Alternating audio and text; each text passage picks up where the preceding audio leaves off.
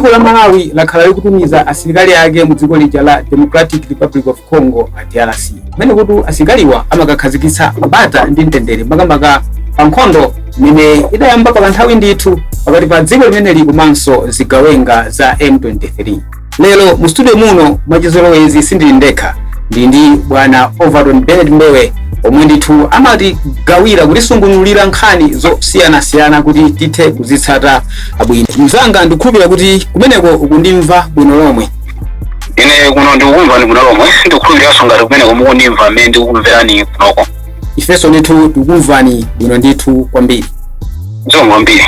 Nkhani imene tabwera nayo kuno lero ndiyokhudzana ndi nkhondo imene ndithu yakhala ikuchitika kwa zaka zochuluka. Asilikali athu amatumizidwa kumeneko kukakhazikitsa bata ndi mtendere kumeneko ndithu ku DRC, nkhondo imene imachitika ili pakati pa zigawenga zimene za M23 komanso dziko limeneli. Tingofuna kuti inu ndine pano tadziwitse omvera komanso amene akutionera pakadali pano kuti kodi nkhondo imeneyi mwambire kunikweni tangofotokoza kuti nkhondo imeneyi idayamba liti. Nkhondo iyi sindingainenera kuti idayamba liti kwambiri. Ifuna kuti nkhondo za ku DRC zakhazi kuchitika makonflict akhala kuchitika, and we can let nkhondo ya ku DRC as one of the deadliest wars in Africa. Nkhondo imene yakhala nthawi yayitali kwambiri ikumenyedwa mu Africa muno. Imamenyedwa imasiya kwambiri, mwina tipanga kwambiri kasezi amene anthu ambiri angapanga understand. Ifuna kuti mwina they can properly resonate koma kuti tikakambana kuti nkhondo zimene zinayamba liti, even nthawi imene amanja ufulu cha ma 1960s kuti DRC kwakhala kuchitika ma conflicts, DRC kwakhala kuchitika nkhondo zosiyanasiyana kufika mpaka na cha 2009 nthawi imene kuleka kulukena kamene kanalingali kamalepo nthawi imeneyo cha 2009 imene mumu anaonana kuti adagwirizana omala DRC ndikagulu kamene kakaona kuti pakhala ma agreement ena ndi ena kakukamene kanali ma interest ku DRC. Komano wani mzanga usanapitirize tifuna ndithu omvera nkhani iyi ndiyofunikira kwambiri, ndipo chimene tikufuna tiona kuti omvera tiziyenda nawo limodzi yashuka. So chaka cha 2009 chimene tikufuna tiyambire kuti chikhale no chiyambi. Of course wakamba kuti mbuyo mu zaka za 1960 kumachitika ma conflict osiyana-siyana. Komano watengera omvera makamaka mu chaka chimene cha 2009 kuti no tikhale ndithu tiyambire limodzi kuchokera pamene papa kuti tiyambire kuti nkhondo imene asilikali athu amapita kukakhazikitsa bata ndi mtendere idayambira mu chaka cha 2009. Kwambiri conflict imene tikuyikamba kwambiri ya M23 imene yakhala ili prolonged for quite some time ndambika kwambiri 2009 chimene idachitika panalika ku kasanambe uchedwa kuti M23 kunalika ku kamene kali ndi ma interest kakulu kamene kanali kamathusi kakulu mathusi ambiri ali ku Rwanda, mathusi ena ali ku DRC. Tozemu mathusi amene anali ku DRC they felt like kuti samapangidwa samakabadilidwa kwambiri. Government ma interest awo simalabadira, ma resources samakabidwa kwambiri kwa iwowo. Governing all the country simakhala to them to their favorite. In other words, zambiri zimene amadandaulo nthawi imeneyo. Kakonfliktana zambika ndithu to the extent kuti panali ma agreement amene anapanga kuti conflict amene ukati chama 2009 mo anapanga layout zimene zichazo kakuluka chakana zona kuti kanamba panga monitor the implementation of the interest. Anapanga monitor kwa kansawa na kuti I think government ichaitanamiza ifeyo ma minority grouping minority group ya mathusi they are not still being recognized by the current government. As a result, they formed a certain labor group to force the government to recognize them. To recognize them in the way the government is being run, to recognize them in the way resources are being distributed, to recognize them also, despite what they are in the minority, they should be equally recognized as citizens of the Democratic Republic of Congo. Naifona kuti agreement imene inachitika mu March. Anaifona kuti March 23. Okay, usanapitirire ababa tifotokoze kuti nkhondo yende kuti pamene painali sanayambe. ila uli yajitikako yazira kumwana pamene papana kuti muso ya ambaso fona kuti nikakuluka cha kuti kapanga enforce those things we are supposed to force it through military. We are supposed to enforce those things militarily. Kuli chabu no muri kaniza panga na wala government. Chabu no resources ma minerals ma chanja sasa ka kupangirwa na distribute. Ifeyo no ndezi ngaloka gawo latu. Ifeyo no ndezi ngaloka gawo la resources zatu. Ifeyo ngaloka sisi tutoka gawo la mikoti yatu. Ntamene inatuza kuti Nkhondo jana zandi kaso. Okay, nde usana bitirire chitsogolo chifukwa ndafotokoza kale kuti nkhani imene ndiyofunika kwambiri kwa Malawi ochuluka ndikuperamera kuti ona pakali pano akutsatira mwachidwi.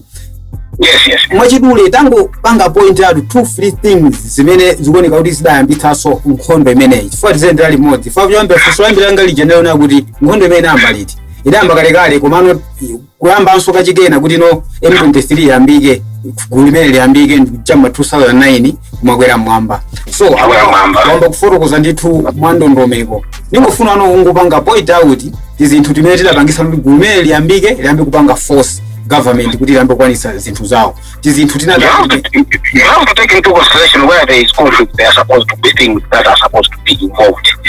Kwambiri mbili ngokuona conflict mzona na what behind the conflict where is it? One imaka issue of power.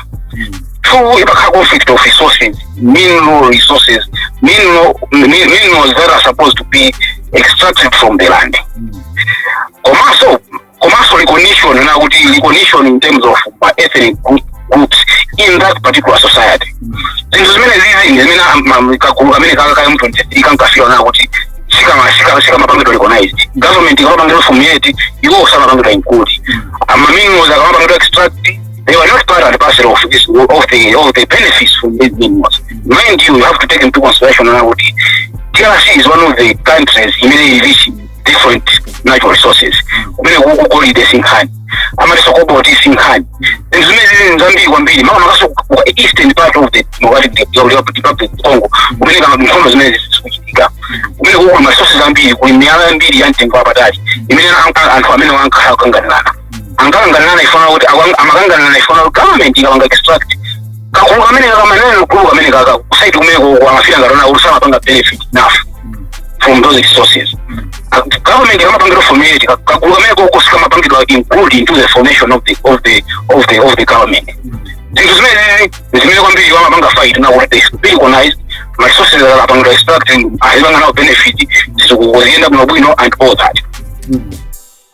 Okay, then nikubira wewe unda konkusula kunobwino. Pongo yambira boka Zambika. So, fast forward. Ulendo wa Nkhondo no unaenda bwanji kuti no kuchokera pamene baba peneka gulu kapangidwa fomu mapitano muzaka zino zamba 2025. Since that time Nkhondo inazambika and M23 time yapangidwa supplies yosiyana ndi ma countries amapangidwa alleged ula amanga supplies yosiyana ndakina Rwanda ayo countries kumene kuna Museveni onsewa amapangidwa lebo na kuti ndamina nkapanga supplies da M23 kuti azipanga fight the government of DRC and in time being and ankara akapanga extract resources zimazera maiko amene wawa. So since 2009 they started fighting. Akakumenyana up to 2013 kakumenyana akapanga pangidwa neutralized fona kuti maiko siyana anarumiza asikali awo kula akasakhanzikisa chitetezo. Fona kakumenyana kana akapanga ngati label ngati terrorist organization. The moment the terrorist organization has been identified, my organization ngati UN, my organization ngati African Union, my organization ngati Chake, they are supposed to provide security and stabilize that region. Then 2013, my organization including Malawi anarumiza asikali awo South Africa, Malawi anarumiza asikali awo kuti DRC. Just to make sure na kuti kakugameka kakasafalikire and kapanga neutralize. Fortunately enough anapezana na kapanga neutralize and Nkhondo ina kabizo uliacha.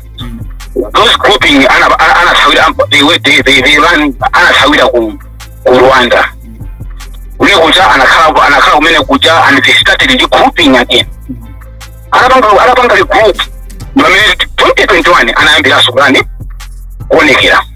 Mapanga terrorize my villages in the eastern region DRC Congo, mapanga neutralize kumapantu malanda chimamizi ndina zizo sinasiyana up to 2025 pamene nano kutika kuwaja kana mena mphamvu kana inzida za mphamvu kana ina Asilikali mbiri ili kukaja kana well funded to the extent that there are soldiers ambiri kwambiri so much so that they started fighting the government of DRC heavily ananda ko masiro sinasiyana aina goma aja masiro na kuti they are rich in natural resources ayikula aina kivu kumene yuko ahandlandidwa imatenda sinasiyana almost masiro is 5 akulu amene ali rich in natural resources ahandlandidwa including migodi yamatenda amene owo and they started formulating a parallel government controlled run by M23 rebels.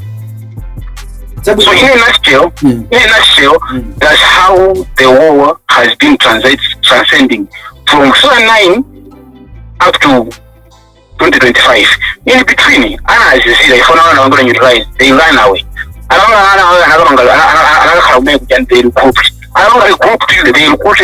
They mobilized my weapons and all that, and they started fighting back in 2021. And I'm going to fight back in 2021. They have been successful. Rwanda up to now they are being controlled by this rebel group.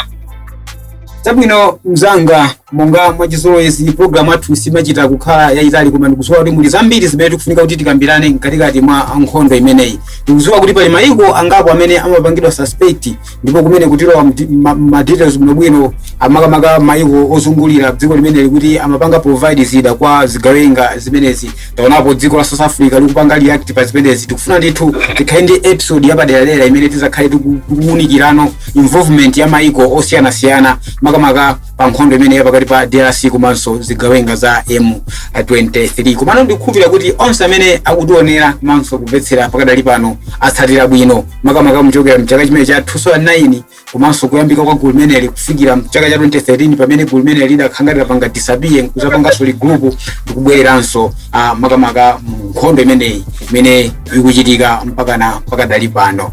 Mawu ako omaliza tisanafa tikhalanso ndi program ina imene tizaloweso side ina yoti tizaunguze kuipitiriza makamaka nkhondo imeneyi. Komano mawu ako omaliza makamaka mchigawo chino ndi otani malingana ndi nkhondo imeneyi? Not my maliza per se, as you have already said now, we take a bit in the way and basura nkhondo imeneyi. Nkhondo imeneyi ndi nkhondo imodzi yayikulu. Nkhondo zikulu zimene zakhazimuchira Afrika kuno. And the long nkhondo zimene zakhalisa kwambiri mu Afrika kuno. Taluza nazo mioyo mayiko akhala kwanda ma refugees, mayiko akhala kupanga provide resources in terms of cash, weapons, just to make sure that this war has been stabilized. When I'm focused on what my interest am I go, why is it that we send as a country we send our men uniform to DRC? Why we first of all have to take into consideration my one Nikwizano, African Union Nikwizano, Sadi Nikwizano, United Nations Nikwizano, most of them no kala element kapishi. Kantende. Tende uja amena ula upanga safeguard. One of the way of safeguarding tende umena uwamakana wali. They have them sure now that they have neutralized a threat even before they reach the country. Umene kusiko wali. One way Malawi joined this conflict. The reason they're not getting this conflict, one, is because of that agreement. Two, is because my country is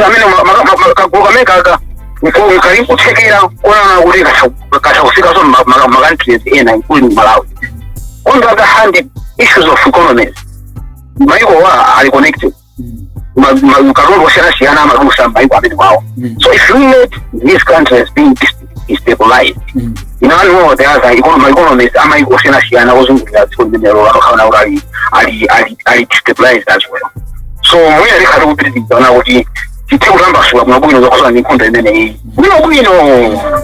a nutshell,